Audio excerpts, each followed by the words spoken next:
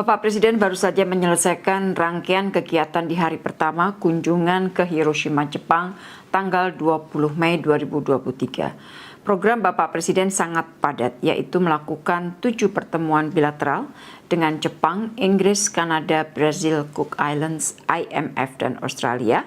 Kemudian hadir dalam 2 sesi pertemuan KTT, G7 Outreach, saya ulangi, hadir dalam 2 sesi pertemuan KTT G7 Outreach dan menghadiri side event yang diinisiasi oleh Amerika Serikat, yaitu Partnership for Global Infrastructure and Investment atau disebut PGII. Dengan demikian maka pertemuan pada hari pertama ini jumlah total yang diikuti Bapak Presiden adalah 10 pertemuan. Satu hal yang patut dicatat dalam semua pertemuan bilateral, semua pemimpin dan juga Managing Director IMF menyampaikan apresiasi tinggi dan pujian atas keberhasilan Indonesia dalam menjalankan presidensi G20 tahun lalu dan sampaikan selamat atas keberhasilan penyelenggaraan KTT ke-42 ASEAN di Labuan Bajo. Managing Director IMF menyampaikan bahwa Indonesia dapat berbicara dengan semua negara dan semua pihak. Dan di tengah dunia yang menghadapi banyak tantangan seperti saat ini, diperlukan lebih banyak lagi peran seperti yang dimainkan oleh Indonesia. Di dalam pertemuan bilateral, Presiden juga menyampaikan bahwa Hiroshima harus menjadi pengingat kita semua, bahwa perang hanya akan menghancurkan. Oleh karena itu, seruan perdamaian seharusnya keluar di KTT G7 di Hiroshima dan bukan sebaliknya. Saya ingin menjelaskan secara lebih rinci detail situasi pertemuan. Yang pertama adalah terkait pertemuan sesi 6 dan 7 KTT G7 Outreach. Pertemuan sesi 6 membahas tema Working Together to Address Multiple Crises. Bapak Presiden mendapatkan kesempatan berbicara pertama dan menyampaikan pernyataan secara straightforward dan menekankan pentingnya kolaborasi global yang setara dan inklusif. Masalah kesetaraan ini menjadi penekanan Bapak Presiden. Presiden juga menekankan kebijakan monopoli dan diskriminasi terhadap komoditas negara berkembang harus dihentikan. Setiap negara memiliki hak pembangunan atau right to development dan hak untuk mengolah sumber daya alam untuk menghasilkan nilai tambah juga harus dihormati. Presiden mengatakan sudah bukan zamannya lagi bagi negara berkembang hanya menjadi pengekspor barang mentah seperti di era kolonialisme. Lebih dari 270 juta rakyat Indonesia yang menjadi jangkar perdamaian, demokrasi, dan pertumbuhan ekonomi di Asia Tenggara dan Asia Pasifik harus sejahtera. Ini bukan berarti Indonesia menutup diri, melainkan Indonesia meningkatkan kerjasama atau melainkan Indonesia siap meningkatkan kerjasama, namun dalam bentuk lain yang lebih setara dan saling menguntungkan. Itulah pesan pertama Bapak Presiden di sesi ke-6. Pesan yang kedua, mengajak negara anggota G7 untuk menjadi mitra pembangunan hilirisasi industri Indonesia dan mengusulkan dibentuk lembaga semacam quote-unquote OPEC bagi produk-produk strategis lain seperti nikel dan sawit. Beliau menegaskan bahwa yang diperlukan dunia saat ini bukanlah polarisasi yang memecah belah, melainkan kolaborasi yang mempersatukan. Negara G7 memiliki peran besar dalam menciptakan kolaborasi yang konkret dan setara. Kesimpulan yang dapat diambil dari pembahasan sesi 6 antara lain, adopsi Hiroshima Action Statement on Global Food Security Resilience. Kemudian di dalam diskusi itu banyak sekali pihak yang menekankan pentingnya universal health coverage. Para peserta KTT juga mendorong kerjasama pembangunan dan mobilisasi sumber dana swasta untuk pencapaian SDG. Dan mengangkat kebutuhan untuk mendorong investasi konkret PGII dan reformasi Multilateral Development Banks. Rekan-rekan media yang saya hormati, saya beralih ke pertemuan sesi 7 yang membahas tema Common Endeavor for a Resilient and Sustainable planet, including climate, energy, environment. Pesan penting yang disampaikan Bapak Presiden dalam sesi 7 ini adalah pertama, perlunya mengubah pendekatan dalam mengatasi perubahan iklim dari burden shifting menjadi burden sharing. Semua negara harus berkontribusi sesuai kapasitasnya. Komitmen Indonesia sangat nyata, antara lain dengan meningkatkan target penurunan emisi nasional sebesar 31,89% dengan kemampuan sendiri dan 43,2% dengan dukungan internasional. Komitmen ini harus didukung dengan kemitraan yang memberdayakan.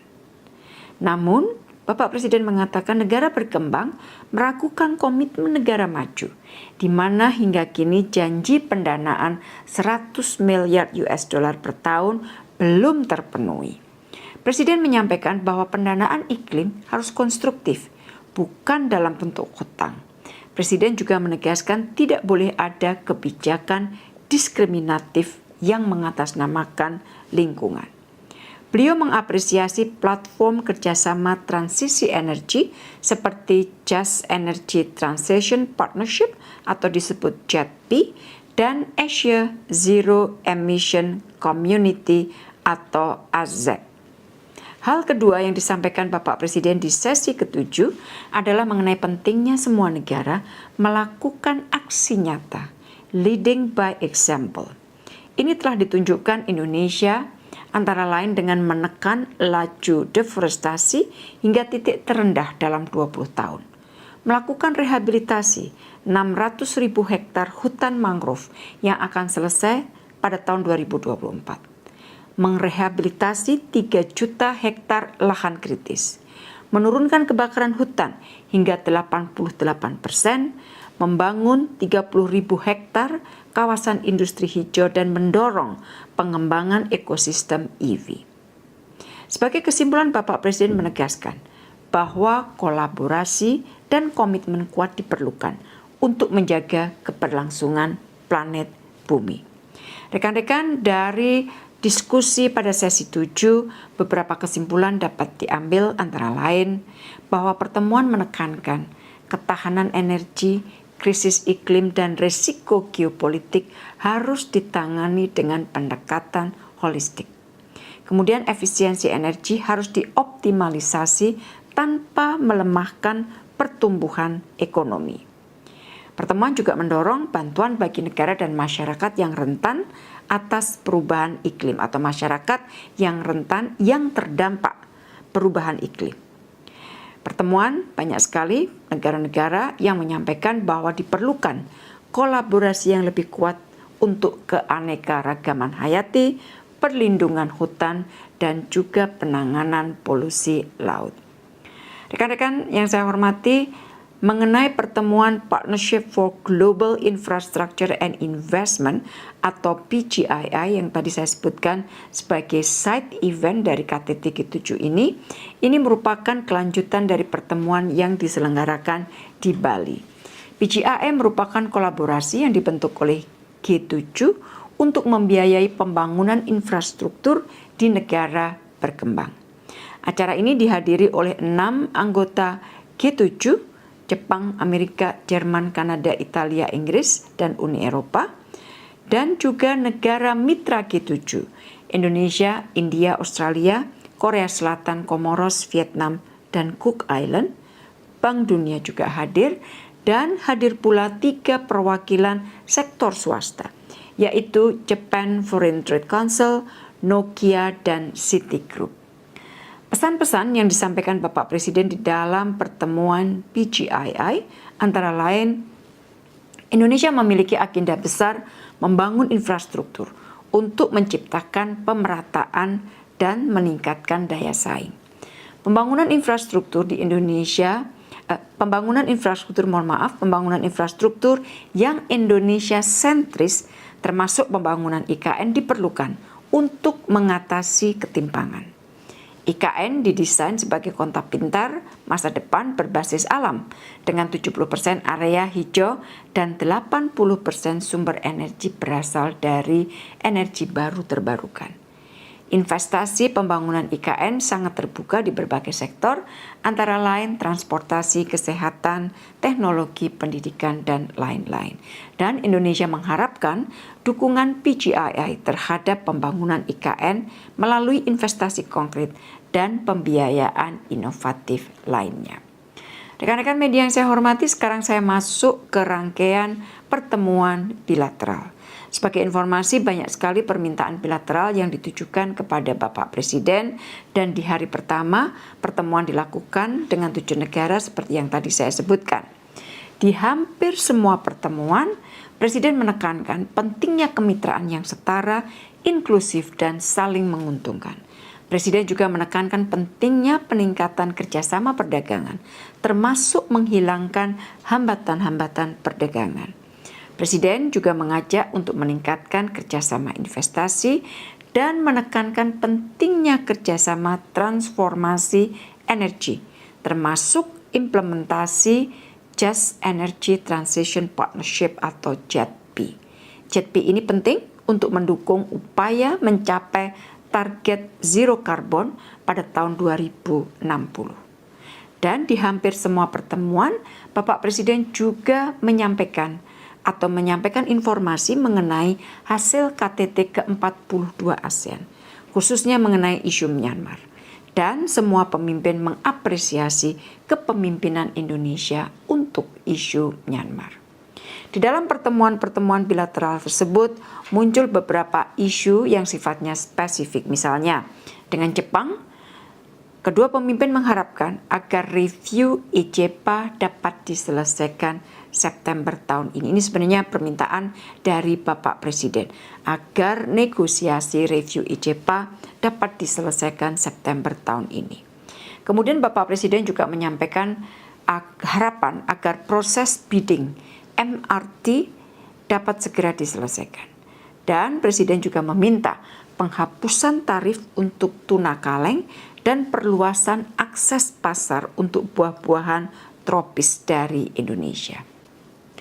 Dengan Inggris, Presiden minta agar kebijakan due diligence Inggris untuk produk pertanian dan kehutanan tidak diskriminasikan komoditas utama Indonesia seperti sawit, karet, kakao, dan kopi. Sementara itu, Perdana Menteri Inggris menekankan komitmen untuk memperkuat kemitraan di bidang transisi energi. Dengan Kanada, dibahas percepatan penyelesaian perundingan Indonesia-Kanada CEPA. Kemudian realisasi kerjasama pembangunan bandara hijau di Kalimantan Utara dan implementasi kerjasama antara BUMN Indonesia dengan perusahaan Kanada terkait pasokan potas dan gandum. Dengan Brasil, pembahasan menekankan pentingnya memperkuat kerjasama di antara Global South, termasuk di bidang kehutanan. Para pemimpin kedua negara sepakat mengenai pentingnya memperkuat kerjasama di antara negara pemilik hutan, termasuk antara Indonesia, Brasil, dan Republik Demokratik Kongo yang memiliki 30% hutan tropis dunia. Di dalam pertemuan dengan Presiden Brasil dibahas juga mengenai pengembangan kerjasama ternak sapi dan pengadaan daging sapi. Presiden Lula dalam pertemuan mengundang Bapak Presiden berkunjung ke Brasil.